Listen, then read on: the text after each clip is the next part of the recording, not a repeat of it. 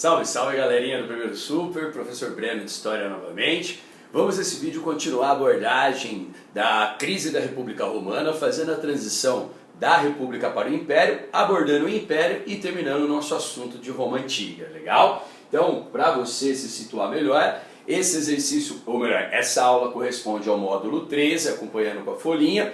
Tem, digamos, a maior parte dos assuntos do módulo 13, mas a gente vai pegar ainda aquela parte da crise da República Romana que está no final do módulo 12, certo? Então, acompanhando com a folhinha, a gente vai tratar justamente da formação do primeiro triunvirato no contexto da crise republicana e como essa crise vai gestar a transição para o Império, definindo as características do Império e a crise imperial, legal? Bom, como nós vimos no final da última aula, a crise da República Romana foi marcada por uma espécie de militarização da vida política em Roma, quando surgiram aqueles ditadores, generais do exército romano, que ora se apoiavam na plebe, como Mário, ora se apoiavam na elite patrícia, como Sila, e concentravam de uma forma despótica o poder em suas mãos, né? Depois desse período turbulento, após a ditadura de Sila, nós vamos observar o surgimento de um triunvirato, é quando 3 indivíduos foram eleitos para o cargo de cônsules em Roma, certo?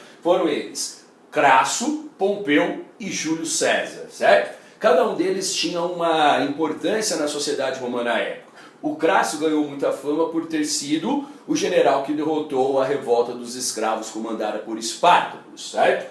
O Pompeu, ele foi importante porque era um patrício fiel ao seu grupo, a elite patrícia, e também era um cara que tinha muitas posses lá na província do que hoje é Espanha, certo? E Júlio César era um general do exército romano que tinha atribuições de comandar, na verdade conquistar a região conhecida na antiguidade como Gália, do que seria hoje boa parte do território da França. É o Júlio César que nas campanhas contra os gauleses vai derrotar os gauleses e vai conquistar essa importante região para a República Romana. Isso vai dar a Júlio César grande prestígio e poder. O que nós vamos observar? Esse triunvirato, no primeiro momento, teve um acordo de divisão dos poderes no sentido de regiões que compunham a extensão da República Romana. Mas, logo depois da composição do triunvirato, o Crasso foi lá para o Oriente, lá para a região do antigo Império Persa, tentar derrotar um povo que estava com o intuito de reconstruir o antigo Império Persa. Esse povo era os Pártulos, correto? E o Crasso, numa das batalhas contra os Pártulos, ele é morto, ele morre. E aí o triunvirato agora passa a ser composto só por 2, por Pompeu e por Júlio César. César ficava na Gália, enquanto Pompeu, que estava na sua província, a Espanha, ele voltava constantemente a Roma e tinha muito mais trânsito, se assim podemos dizer, muito mais alianças, proximidade com o Senado, composto pela elite patrícia. E aí, que nós vamos observar que o Pompeu vai, num acordo político com os senadores e visando concentrar também o poder em suas mãos, vai conseguir destituir César do comando das suas tropas na Gália. É aí que o general romano Júlio César parte da Gália com suas legiões e avança em direção a Roma. Tanto que tem uma passagem famosa. Quando ele cruzou a fronteira da Gália, da sua província, que separava a Península Itálica, que era o rio Rubicão, ele, ao cruzar com suas tropas, teria dito a famosa frase em latim: "Allei et just", a sorte está lançada. Ou seja, não dava mais para retornar ao que era antes, não dava mais para ele ficar restrito à Gália. E parte em direção a Roma com o seu exército, certo? O Pompeu e os senadores que haviam conspirado contra César, temendo enfrentar o general romano com muito prestígio devido à conquista da Gália entre a massa plebeia, eles fogem para a Grécia. César vai ao percalço deles, depois Pompeu foge para o Egito, e lá no Egito ele é assassinado pelas tropas do chamado faraó Ptolomeu, correto? E aí o César acaba ficando com poderes plenos em Roma, certo? Nesse momento nós vamos observar que o César, ele foi também ao Egito, né? Chegando lá no Egito, ele vai pegar o faraó que eu falei, Ptolomeu, brigando com sua irmã, a princesa Cleópatra, para ver quem seria a liderança maior no Egito Antigo. O que o César faz? Toma partido. Ele fica ao lado da Cleópatra, destrona o Ptolomeu e empossa a Cleópatra no trono do Egito Antigo. Entre o Júlio César e a famosa Rainha Cleópatra, a Cleo, né, queridíssima Cleo, eles terão uma das relações mais famosas do ponto de vista amoroso e político do mundo antigo, né? Tanto que eles vão ter filhos, vai ter um filho chamado Cesarion, o César vai ficar muito tempo ali no Egito, e Cleópatra e Roma também terão papéis muito interessantes. O que importa aqui, antes da gente falar da Cleópatra e Roma, é entender que quando Júlio César, digamos, venceu o Pompeu e seus aliados, ele acaba concentrando o poder em suas mãos em Roma. César vai realizar muitas reformas importantes, vai construir grandes obras públicas, dando trabalho para os plebeus, vai oficializar a profissionalização do exército, como? Instituindo um salário para os soldados, isso vai ser muito importante, novamente lembrando que parte desse salário era pago em quilos de sal, né? Além disso, Júlio César vai fazer uma reforma no calendário romano, que vai instituir o calendário juliano, que vai vigorar no Ocidente até o final ali da transição, na verdade, do período da Idade Média para a Idade Moderna, correto? Então vai ser um calendário novo, e o Júlio César, ele não escondia que ele queria ser o quê? Ele queria ser rei de Roma. Só que os senadores romanos, a elite patrícia principalmente, não curtiam a ideia de um cara ser rei, devido àquele passado que nós vimos lá na monarquia, que qualquer rei era entendido como um cara despótico, que não iria atender os interesses do povo, nem mesmo da elite patrícia. E o César vai sofrer uma conspiração em relação à sua forma de governo. Tanto que esse governo autocrático, personalista, era chamado de cesarismo, uma autocracia, legal? Um dado interessante também, galera, é que César, quando ele concentrou tantos poderes em suas mãos, ele tinha o direito de andar com as indumentárias que os generais só poderiam usar nas festas de comemoração de conquistas militares, as festas do triunfo. Isso é interessante. Os romanos, quando conquistavam numa guerra uma importante região, o general que liderasse isso poderia voltar a Roma na cerimônia do triunfo, que além de construir aqueles grandes arcos que todo mundo conhece, né, ela era marcada pelo general com suas legiões entrando em Roma, indo em direção ao Capitólio, e nesse trajeto muita pompa, muito luxo, muita festa, e ele indumentado, ele vestido com roupas como uma túnica da cor púrpura, olha lá os fenícios novamente, né? Com um cetro de marfim, com coroa, né? Muito próximo a Júpiter Capitolino, o deus maior da religiosidade romana. E o César, durante a sua fase de governo único, ele teria o direito de se vestir sempre dessa maneira. César vai ser imperator no sentido de chefe do Estado, mas não imperador, mas sim no sentido de chefe do exército permanente. Isso é muito importante. Só que ele vai passar por uma conspiração. Essa conspiração liderada por senadores como Brutus e Cássio, filho adotivo do César, que queriam proteger, segundo eles, os interesses da República diante da ameaça despótica e autoritária do próprio Júlio César. Como nós vamos ver, Júlio César, ele nessas tentativas de brigas políticas para acabar com o seu poder exclusivo e pessoal, ele é assassinado com mais de 50 punhaladas em pleno Senado romano. Isso vai levar à formação de um segundo triunvirato, legal? Daqui a pouco eu volto a falar disso. Vamos falar um pouco aqui de Cleópatra e Roma. A Cleo, né, a Cleópatra conhecida, ela vai firmar uma aliança com Júlio César, vai ter um filho, vai ter uma relação amorosa com agora o importante líder romano, né? Além disso, depois que o Júlio César conquista ali as regiões, ele vai transformar o Egito numa espécie de província de Roma com apoio da rainha Cleópatra, sua amante, certo? Além disso também, a Cleópatra vai, mais adiante, como a gente vai ver, vai se envolver com outro general romano, amigo pessoal do César, chamado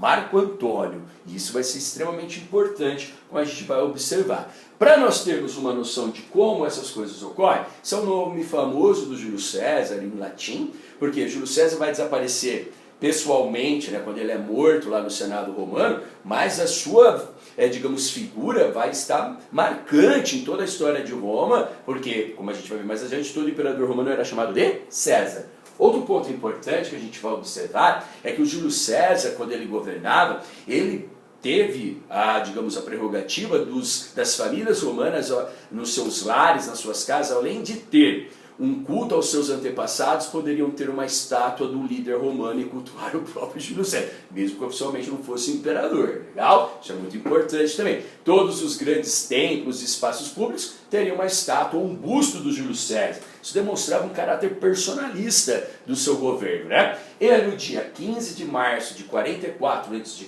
o que aconteceu? O Júlio César foi convidado ao Senado e, chegando lá, ele é morto por apunhaladas, inclusive do seu filho adotivo, o Brutus. Daí aquela famosa expressão que ele estava cambaleando quando observou entre os conspiradores o seu próprio filho adotivo, teria dito: até tu, Brutus, né? Bom, o que importa nessas imagens que retratam toda essa questão é que o Júlio César ele era uma figura muito importante em Roma.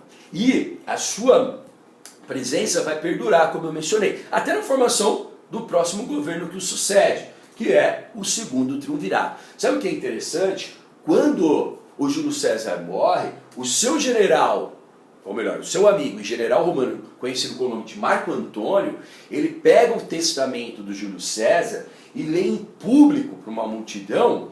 E no testamento de Júlio César ele deixava toda a sua fortuna pessoal, que não era pouca, para o povo romano. Ou seja, isso faz com que a figura de Júlio César tivesse uma adesão ainda maior sobre a plebe, correto? E aí isso vai ser sentido até na formação do governo que sucede a ditadura de César, o segundo triunvirato. Por quê? Então vamos lá, olha lá. O segundo triunvirato é constituído por Marco Antônio, general e amigo pessoal do Júlio César, o mesmo que depois vai se envolver com a Cleópatra. Lépido, o Lépido era um banqueiro, né, um homem novo, riquíssimo, que financiou as campanhas contra os adversários de César para punir esses adversários após a morte do líder romano. E o sobrinho do Júlio César, Caio Otávio, que aqui a gente só vai chamar de Otávio, certo? Então, olha como as relações eram muito próximas. Esses três triunvos estavam ligados a César. General do exército e o melhor amigo de César, né? O Marco Antônio. O Lépido, defensor da elite, um homem novo e que financiou as campanhas contra os adversários de César. E o Caio Otávio, que era sobrinho de César. O que acontece? Depois de acordos, negociações e divisão dos territórios da República Romana entre os próprios triunviros, começaram a surgir rusgas. Tanto que o Marco Antônio e o Caio Otávio eles vão desconsiderar o Lépido depois e vão dividir a extensão dos domínios romanos entre eles, desconsiderando o Lépido, fazendo de conta que ele não existisse. O Otávio vai ficar com o Ocidente e o Marco Antônio vai ficar com o Oriente. Eles até tentaram firmar uma aliança, fazendo com que o Marco Antônio se casasse com a irmã do Caio Otávio, chamada de Otávia. Esse casamento, dentro daquela ideia, casamento por interesses, acordo político. Isso não vai dar certo, Marco Antônio vai se divorciar da Otávia, vai ao Egito e engata um relacionamento com quem? Com a rainha Cleópatra, certo? Então isso vai agora trazer um problema. Aquelas acusações do governo despótico de César também tinham uma outra acusação, que os senadores romanos não gostavam nada da proximidade do César com a rainha Cleópatra e também com a possibilidade que eles, imaginavam que o Júlio César poderia deixar a sua herança e o seu governo para a Cleópatra e para o filho do César com a Cleópatra, o Cesarion. Essas acusações, depois que o Marco Antônio se envolve com a Cleópatra, são destinadas também a Marco Antônio. Marco Antônio não vai ter filhos com a Cleópatra, mas diziam que o Marco Antônio queria tomar o poder de toda Roma, destronando ali o próprio Caio Otávio do seu cargo de triunfo, e depois deixar o poder para a Cleópatra e os filhos de César. Enfim, o que eu estou falando? Da mesma forma que ocorreu no primeiro triunvirato, agora a gente vai ter uma disputa pelo poder. E nessa disputa pelo poder, as coisas vão ficar complicadas para, Marco Antônio e a Cleópatra. De um lado, o Caio Otávio, com muito apoio da elite patrícia romana, porque ele ficava em Roma, vai formar um exército e vai ao Egito, onde ficava Marco Antônio e Cleópatra, na divisão oriental dos domínios da República, e aí você tem uma batalha entre eles. A mais importante dessas batalhas entre Caio Otávio e seus aliados, Marco Antônio e Cleópatra e seus aliados, é a Batalha do Actium, certo? Por volta de 31 a.C. Nessa batalha, ali próximo da Grécia, as tropas de Caio Otávio saem vitoriosas, o Marco Antônio e a Cleópatra fogem para o Egito, o Caio Otávio manda suas tropas ao percalço deles, e quando eles estavam prestes a dominar a Alexandria, as tropas de Caio Otávio, o que acontece? O Marco Antônio e a Cleópatra cometem suicídio, certo? É aí que o Caio Otávio agora vai ser o único triunviro, vai concentrar poder pleno em suas mãos. Ele já tinha apoio do Senado romano, com a vitória em relação a Marco Antônio e a Cleópatra, ele vai ter apoio agora do exército. Faltava ele conquistar o apoio de quem? Da plebe romana. É aí que ele faz uma sacada importantíssima. Quando ele conquista o Egito, ele conquistou um reino muito importante, com muitos tesouros acumulados por séculos pelos faraós. E aí sabe o que ele faz? Dentre esses tesouros tinham celeiros abarrotados de trigo.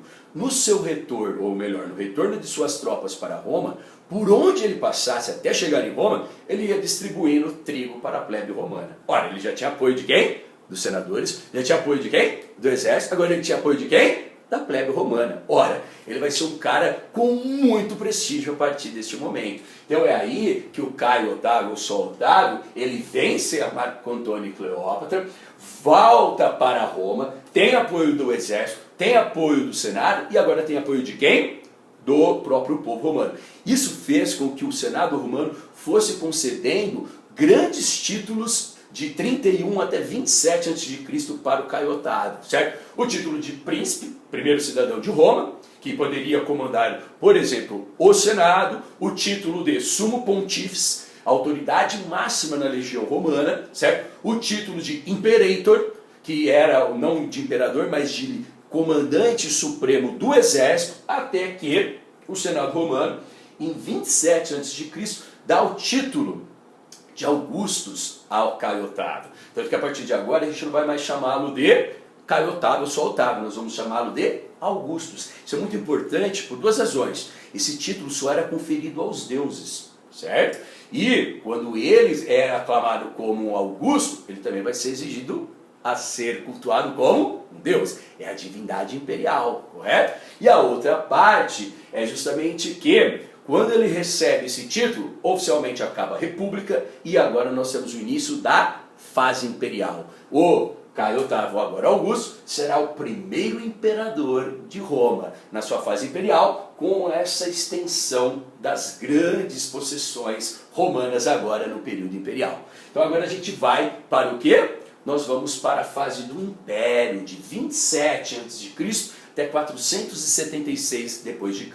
Que é interessante, a gente vai destacar aqui o governo de Augusto, a crise imperial e alguns outros importantes imperadores. Governo de Otávio ou governo de Augusto. Eu sempre vou falar Otávio e Augusto para vocês lembrarem que esses nomes referem-se à mesma pessoa. Caio Otávio antes de vencer Cleópatra, antes de vencer Marco Antônio e antes de receber aquelas honrarias, principalmente a honraria maior de Augusto. Fundado. Quando Augusto morre, o Senado romano proclamou a apoteose, ele foi elevado ao panteão dos deuses romanos. Então isso é muito importante, o cara vai ser aclamado até após a morte, correto? Legal? Bom, o que ele vai fazer? Olha, primeiro ele vai implantar, isso é muito importante, a Pax Romana, tá? Redução das guerras e conquistas a fim de consolidar as fronteiras. Ele vai dizer, eu não vou me preocupar tanto, como na fase republicana, de conquistar, porque a gente tem muitos problemas internos. Então a gente vai continuar a conquistar, mas não com aquela volúpia, com aquela tamanha quantidade de guerras, para voltar os nossos interesses e atenções para a resolução dos problemas internos. Durante os 200 primeiros anos, a Pax Romana foi linda, galera. Mas pense comigo, a partir do terceiro século, século 3 depois de Cristo, vai ser um tiro no pé no modo de vida dos romanos. Por quê? Se eles diminuíram as conquistas, não acabaram, eles diminuíram as conquistas, diminuíram também a obtenção de novos prisioneiros de guerra. Se diminuíram a obtenção de novos prisioneiros de guerra, diminuiu também, por consequência, a conquista de novos escravizados, de grande quantidade de escravos. A médio e longo prazo, guarda essa informação, isso vai ser um tiro no pé na economia romana. Isso é muito importante para a gente considerar, certo? Beleza? Guarda essa informação. O que mais? Ele vai oficializar o que, acho que chovendo molhado, todo mundo lembra disso quando a gente estuda Roma, que é a famosa política do pão e circo. Ou, em latim, pane et circenses, correto? Que era muito fácil, ele queria controlar a plebe que concentrava-se agora nas cidades. E ele vai pensar, a galera pobre, mais revoltada, indignada com a sua situação de pobreza e desigualdade, poderia ser apaziguada, poderia ser controlada. Como? Espetáculos circenses, desde lutas de gladiadores, corridas de bigas, né?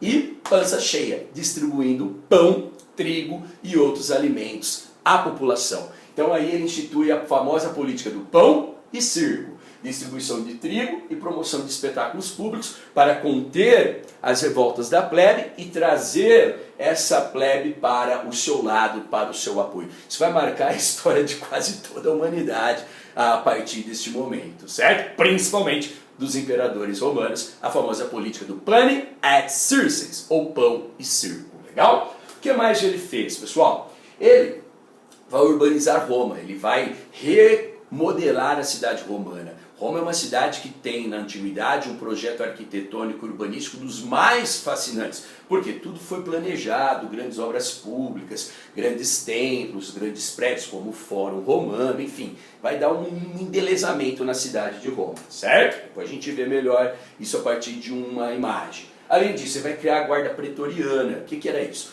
Como os militares tiveram muito poder e ameaçaram a estabilidade da República Romana durante sua crise, o Augusto ele criou um grupo militar responsável para proteger a capital e o próprio imperador, para evitar que generais do exército das províncias fossem a Roma e dessem golpes de Estado, correto? E essa, digamos, ameaça e esse medo, esse temor sempre existiu na história ali dos imperadores e vai marcar toda a história imperial. Por isso que a guarda pretoriana era responsável por proteger a capital e também por proteger a própria figura do imperador, legal? Mais adiante, essa guarda pretoriana vai se degladiar com as forças dos generais do exército. Além disso, galera, a gente vai observar que ele implantou reformas sociais, culturais e administrativas. Aqui é uma retratação dos membros da guarda pretoriana, certo? Como são essas reformas? Vamos por partes. Primeiro, reformas sociais.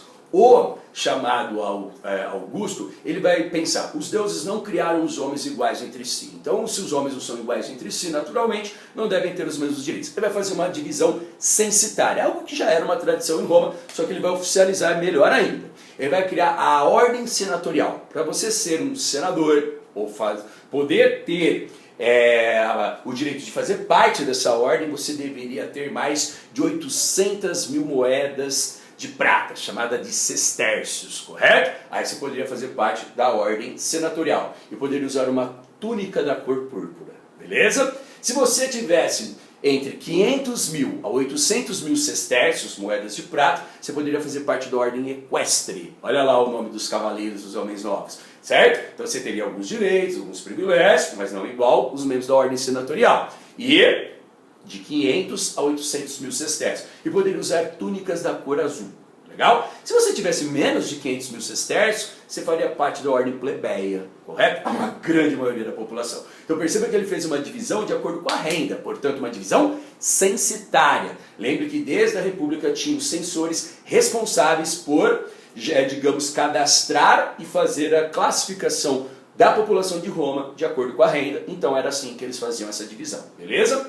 Uma divisão administrativa. Ele vai dividir o império em duas formas de províncias. Ele, para garantir que os senadores e os generais do exército, as grandes forças políticas em Roma, não se indispusessem contra o poder imperial, que querendo ou não, você pode dizer, mas Breno, e aí, o César teve prejuízo porque foi acusado de querer se tornar rei de Roma e concentrar o poder em suas mãos. O Otávio Augusto, ou melhor, o Otávio, depois Augusto, fez isso e ninguém fez nada contra ele. O Augusto, ele foi muito mais habilidoso, politicamente falando. Sabe o que ele fez? Nessa divisão administrativa, ele contentou os senadores e contentou os generais do exército. Como? Ele pegou a extensão do Império Romano e dividiu em duas formas de províncias. As províncias no interior do Império foram chamadas de províncias senatoriais. E foram entregues para serem governadas por quem? Por senadores. Então, olha lá, além de você ser senador, você vai governar uma província, beleza? E as províncias nas fronteiras, regiões mais perigosas devido aos ataques dos inimigos romanos, foram entregues para serem governadas por quem? por generais do exército romano e foram chamadas de províncias imperiais. Então, com as províncias senatoriais entregues a senadores e as províncias imperiais entregues a generais, ele contentou tanto generais quanto os chamados senadores e pôde assim concentrar o poder em suas mãos, beleza? Além disso, durante o governo de Augusto, de 27 a.C.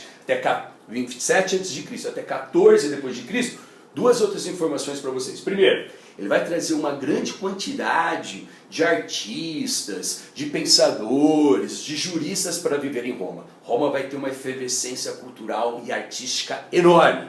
Por isso que esse período é chamado de século de ouro de Augusto, certo? E lembre como eu falei, qual foi o período oficial do governo imperial do Augusto? De 27 a.C., quando ele se torna Augusto, com aquele título dado pelo Senado, até 14 depois de Cristo, quando ele morre. Então, de 27 a.C. a 14 depois de Cristo é durante o reinado do Augusto que vai nascer um cara lá na Galileia, lá na Palestina, o Messias, chamado de Jesus Cristo, ou Jesus da Galileia, certo? Então, isso é importante com um dado curioso. Agora, o que acontece?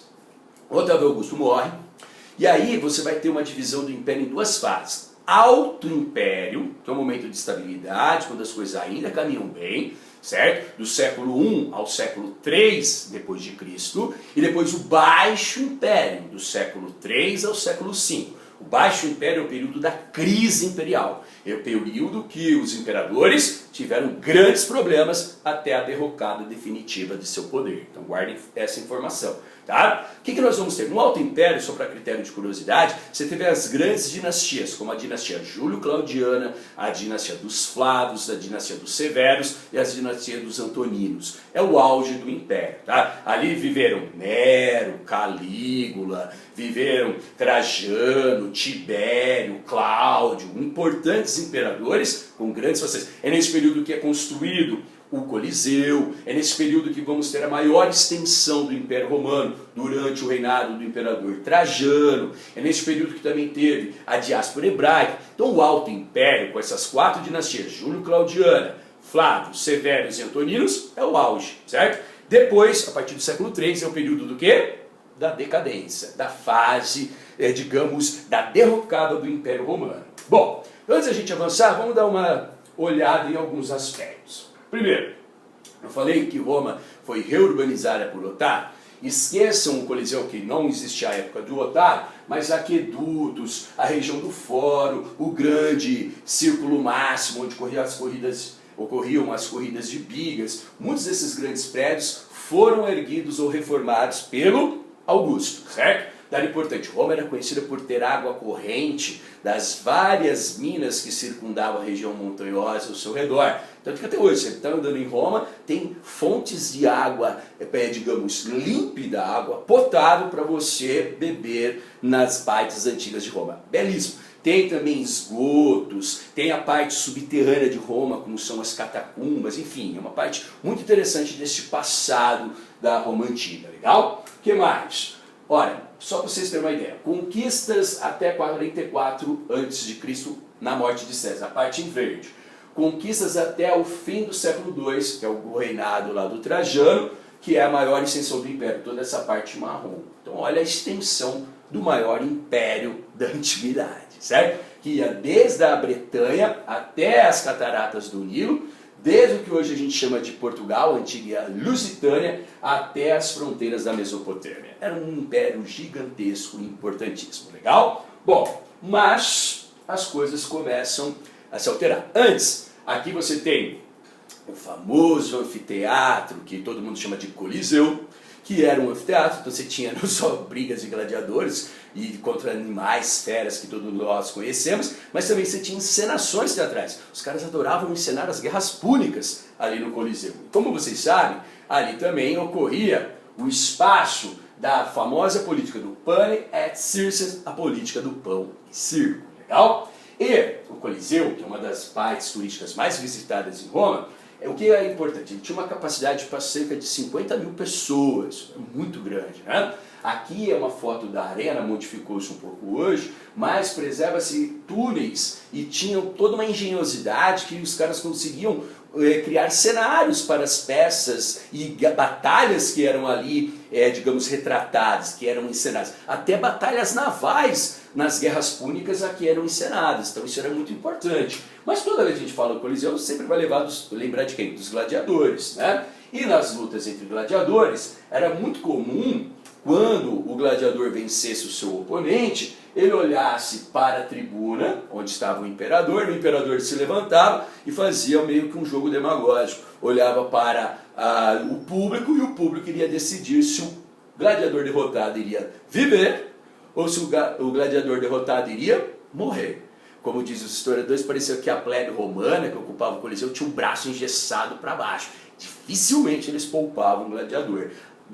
A não ser que ele demonstrasse ser merecedor. Legal? Isso é importante para a gente também, dentro de todo esse cenário de Roma. É uma das visitas mais belas da Roma Antiga até hoje, as ruínas do antigo Coliseu.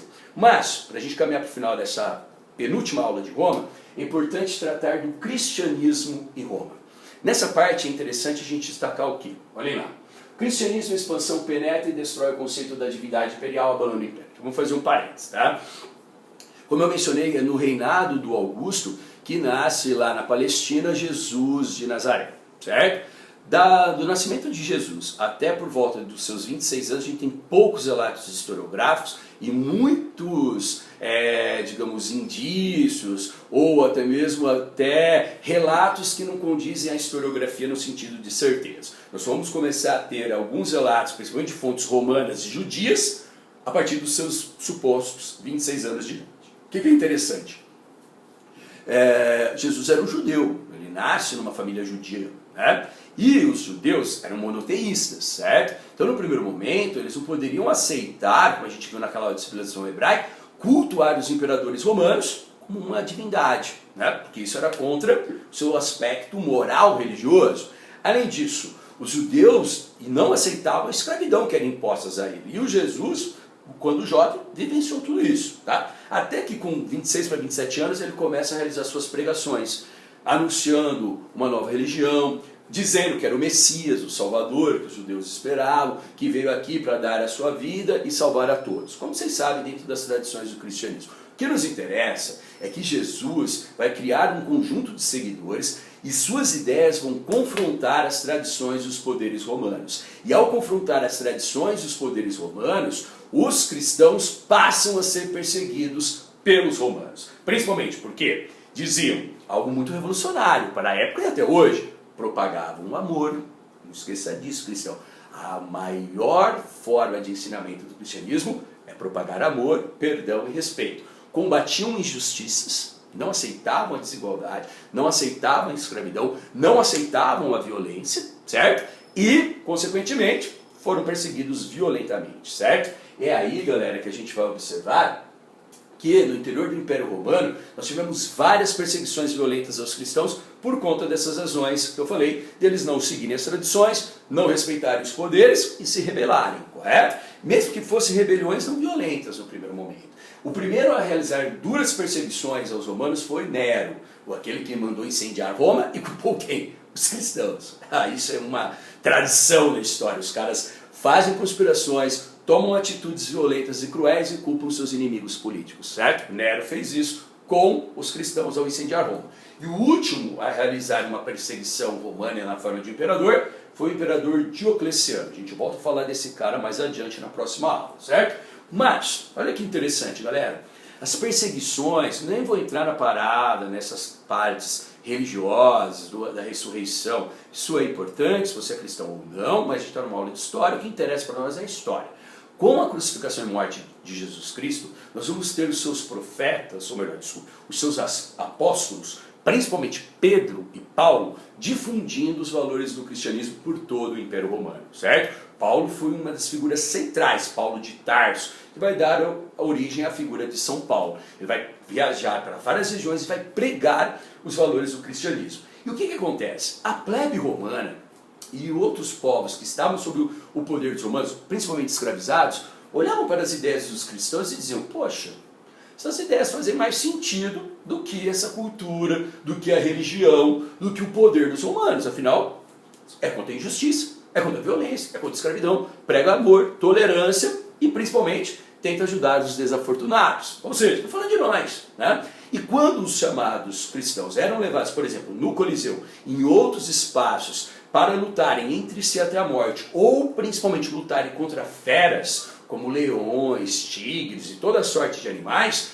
e eles em momento algum abriam mão da sua fé, a galera que estava assistindo falou, poxa, esses caras têm uma religião, têm um conjunto de valores éticos que talvez façam mais sentido para nós. Então, quanto maiores eram as perseguições aos cristãos, quanto mais violentas, maior era o número de pessoas que se convertiam ao cristianismo. O que eu quero que vocês tenham? O tiro saiu pela culatra, certo? E os valores do cristianismo foram difundidos e começaram a ser assimilados entre a maior parte da população pobre, miserável e excluída da sociedade imperial romana. Legal? Isso é muito importante para a gente considerar esses fatores que vão abalar o império. Além disso, é importante destacar que quanto maior fossem essas perseguições, maior era o número de pessoas que se convertiam ao cristianismo. E isso vai ter alguns elementos importantes para a gente finalizar essa parte da aula. Por exemplo, um imperador romano chamado Constantino, no início do século IV a.C., já no período da decadência, ele vai oficializar, vai legalizar o cristianismo. Com Constantino, os cristãos não mais serão perseguidos pelos romanos, certo? Não vão oficializar, como eu me confundi, vão legalizar. Então agora os cristãos poderiam fazer seus cultos. Mas até então, sabe onde os cristãos faziam seus cultos? Escondidos nas catacumbas, na parte subterrânea de Roma, que até hoje pode ser visitada essas partes, certo?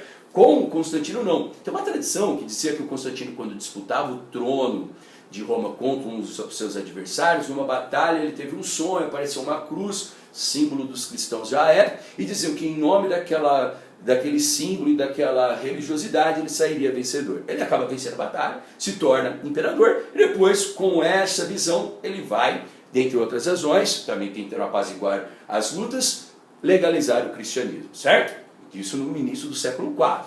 Já no final do século IV, um outro imperador romano vai o quê?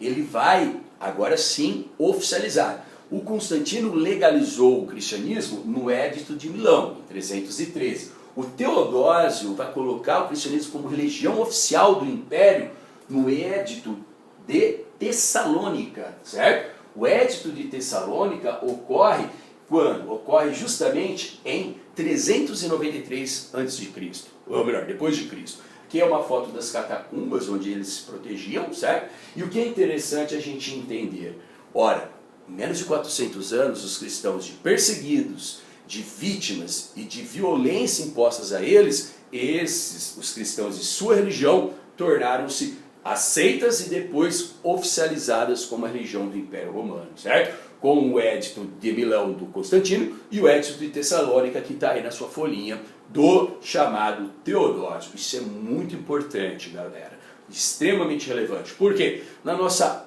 última aula de Roma, o próximo vídeo, a gente vai voltar a falar do cristianismo, vamos tratar da crise imperial, dos aspectos importantes da cultura romana, que o nosso camarada Zé Ferreira não trata nessa parte, a parte artística, toda ela, o Zé já trabalhou provavelmente, ou vai trabalhar com vocês, e a gente vai falar de outros aspectos da cultura romana. E também vamos falar da continuidade de uma parte do Império Romano no mundo medieval, que será o chamado Império Bizantino. Mas a crise imperial, seus fatores, a cultura romana e o Império Bizantino já serão assuntos para a nossa próxima aula, para o nosso próximo vídeo, certo? Paramos por aqui, aquele abraço, tamo junto e até mais.